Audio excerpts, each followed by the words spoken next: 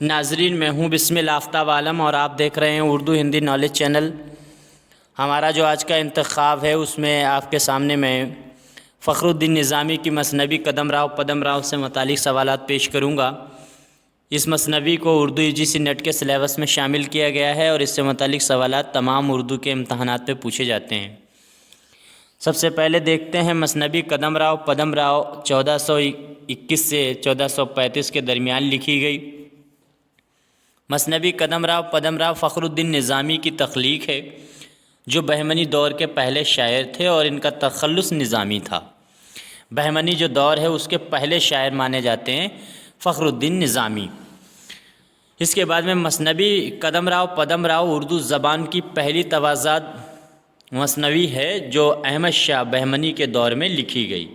इसको याद रखना, ये उर्दू ज़बान की दक्कन में सबसे पहली मसनवी तवाज़ात मसनवी है। इससे पहले जो मसनवियाँ लिखी गई वो किसी न किसी दूसरी ज़बान से उर्दू में तर्जुमा की गई हैं या उनकी कहानियों को लिया गया है और उनकी कहानियों को उर्दू की ज़बान में अपनी ज़बान में बयान कर दिया है शायर ने, लेकिन ये पहली तवाज़ात मसनवी है।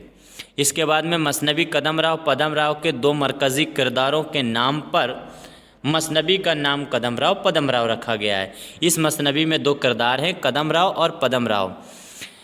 ये एक नांग है, कदम राव पदम राव नांगन है, और इन्हीं दोनों ये दो मरकज़ी किरदार हैं।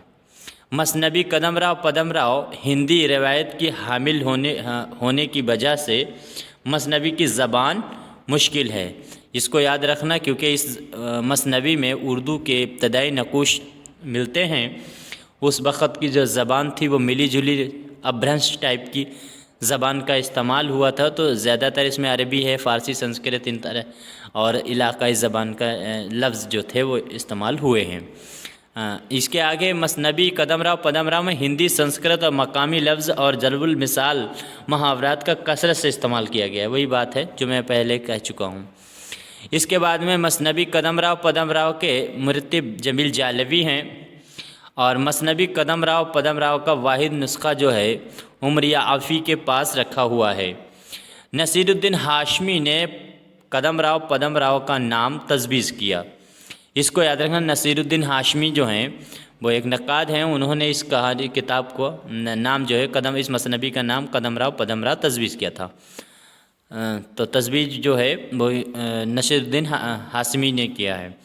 मसनवी कदम राव पदम राव अशार की जो तादाद है वो 1000 से 32 या 1033 अशारों की तादाद है। और मसनवी कदम राव पदम राव का जो वज़न है, वज़न बोले तो बहर वज़न है, इसमें इस्तेमाल जो हुई है वो फ़ऊलुन फ़ऊलुन फ़ऊलुन फ़ाल, ये इसका वज़न है। इसके बाद में मसनवी कदम राव पदम राव में राजा कोड़ियाल को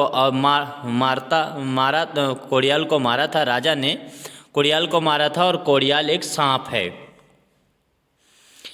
कदम राव पदम राव के माथे पर कस्तूरी मली थी। कदम राव पदम राव के माथे पर कस्तूरी किसने मली थी, तो याद रखना इसको। तो कदम राव के माथे पर जो है कदम राव जो था उसने पदम राव के माथे पर कस्तूरी मली थी, ये बात याद रखना। इसके बाद में मसनवी कदम राव पदम राव में मुछंदर अखरनाथ का बेटा था, यानी मुछंदर जो है वो अखरनाथ का बेटा था इस मसनवी में, इसको याद रखना। इसके बाद में मसनवी कदम राव पदम राव में अखरनाथ जो है अखरनाथ जो था उसको दो फ़न आते थे, एक था अमर वेद और एक है धनुर्वेद। ये दो उसको मंत्र आते थे। किसको? कदम राव को, जो राजा था। इसके बाद में मसनवी कदम राव और पदम राव, मसनवी कदम राव पदम राव सुल्तान अलाउद्दीन बहमनी बादशाह की मदह में लिखी गई थी।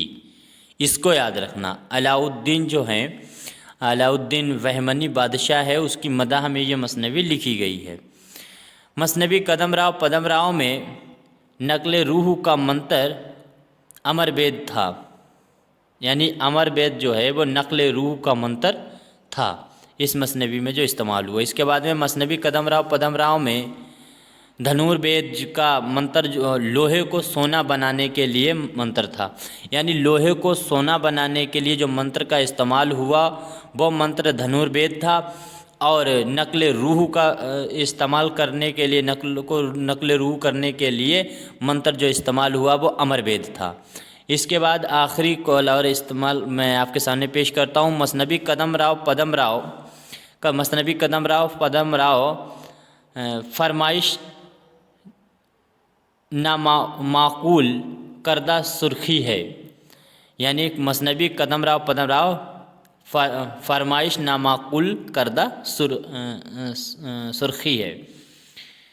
तो इस तरह से मैंने ये कुछ सवालात थे जो मसनबी कदमराव पदमराव से मुतालिक थे, जो मैंने आपके सामने पेश किए। अब इसका ख़ुलासा पेश करेंगे अगली वीडियो में। तब तक के लिए शुक्रिया, खुदा हाफिज़।